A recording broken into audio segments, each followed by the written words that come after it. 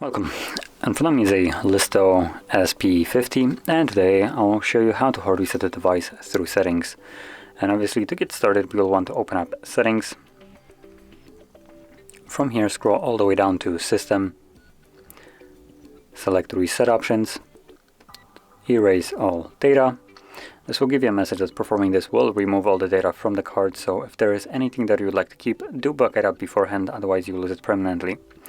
But assuming you have already done it, or you simply don't want to, then tap on reset phone, erase everything, and this will begin the process. Now this will take several minutes, so just be patient, and once it's finished, we will then be greeted with the Android setup screen. So I'll be back once that is visible.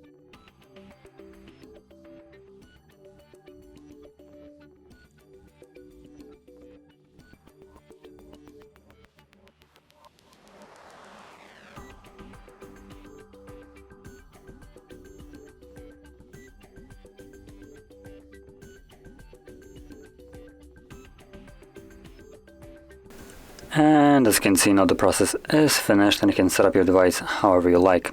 So if you found this very helpful, don't forget to hit like, subscribe, and thanks for watching.